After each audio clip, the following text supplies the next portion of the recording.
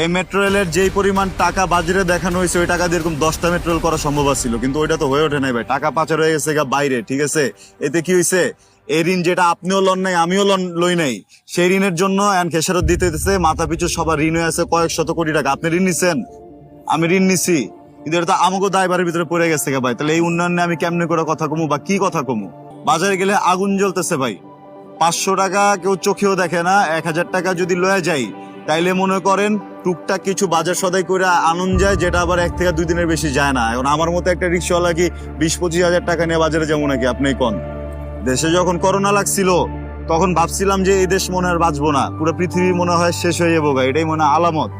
তখনও মনে করেন কোন রকম ভাবে আমরা 500 টাকা লয়ে বাজারে গেলে বাজার মাজার করে আমরা আসছি, সবকিছু সুন্দর ভাবে গেছে। কিন্তু এখন দেখি করোনার থেকেও বড় করোনা আম করে গিলা খাইতেছে প্রত্যেকদিন, ঠিক আছে। হ্যাঁ, করোনার সময় 500 টাকা চলে পারছি, কিন্তু এখন আসলে কোনো কিছু করা পারতেছি না ভাই। কারণ এখন 1000 টাকা নিয়ে গেলেও ওই যে বড় করোনা মনে করেন ফোনা তুলা বসে আছে, গেলে এক ছবল দিয়ে টাকা পয়সা সব খাওয়া হয় ভাই। বাজে নেয় না, আমগো পোলা পায় না, আমগো বাচ্চা কাচ্চা খাইতে পারে না। এই যে পরিবহন শ্রমিকের কথা কই, আমার এক আত্মীয় আছে, আমার ভাই, মনে করেন গতকাল বাইরে হইছে। এর আগে তো অবরোধ দিছিল 34 ঘন্টার, এরপরে দিল 72 ঘন্টার অবরোধ। তো চলতেছে, রিক্সা মিক্সা চালাতে পারতেছি না। এরা কোন রকম একটা গাড়ি লয়ে বাইরে ছিল ভাই, এই সারাদিন গাড়ি টাড়ি চালা 400 টাকা পাইছে। হ্যাঁ, হাজিরা। 400 টাকা হাজিরা যদি পায় এরকম একজন লোক, এর পুরো গোটা পরিবার নিয়ে কি খাইব কারণ এর আগে 7 দিন গাড়ি চলবার দেয় নাই। আমার কথা হইতেছে গিয়া যে আপনারা যদি আন্দোলন করবেনই, এসি ঘরে বসে যে আন্দোলন করতেছেন, আমরা যে মানুষগুলা মাঠে কষ্ট করতেছি, মাঠে খাটতেছি, আমরা যারা রিক্সা চালাইতেছি, ভ্যান চালাইতেছি, গার্মেন্টসে কাম করতেছি, ট্রাক চালাইতেছি, বাস চালাইতেছি, গণপরিবহন কর্মী আমরা যারা আছি, আমগো দোষটা কি? আপনারা এসির মধ্যে বয়া বয়া হইতেছে গিয়া জ্বালা পোড়া সবকিছু করতেছেন, আমরা তো এদিকে আমগো পরিবার চালানোর মতো টাকা পয়সা ভাও করতে পারতেছি না ভাই। আমগো সবকিছু তো আটকে রয়েছে এই জায়গায়। জানের ভয়, সেই জানের ভয় দূর করে যদি রাস্তায় নামিও, তারপরে তো যাইতে পারতেছি না ভাই। আমার না জ্বালাইবার পারলে আমার রিক্সাটা জ্বালাই দিতেছে ভাই, নাহলে বাস জ্বালাই দিতেছে, গাড়ি জ্বালাইছে, কারা জ্বালাইতেছে ভাই? হ্যাঁ, আমগো লাভটা কোন জায়গায়? কথা খুবই সহজ।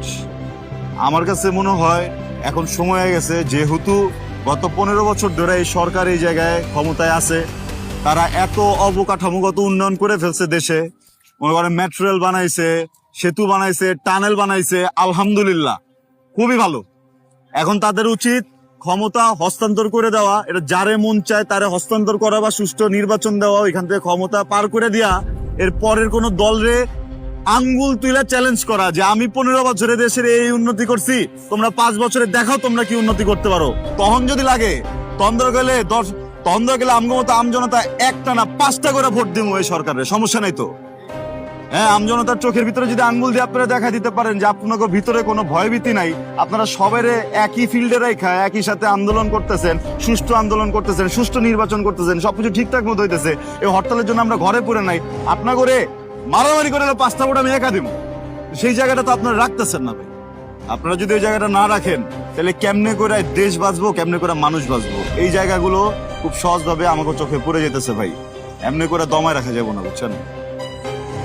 দর্শক মণ্ডলী, আমরা যেখানে দেখলাম যে সাধারণ জনগণ অনেকেই কথা বলতে ভয় পাচ্ছে, বিবিধভাবে ভয় পাচ্ছে, কেউ বাকরুদ্ধ হয়ে যাচ্ছে, কেউ মারা খাওয়ার ভয় পাচ্ছে, কিন্তু ঠিক সেইখানে একজন সাধারণ রিক্সাওয়ালা সে আমাদের এমন এমন সব কথা বললো, সে সার্বিক পরিস্থিতি এমনভাবে তুলে ধরলো, এমনি করে দমায় রাখা যাবো না, বুঝছেন?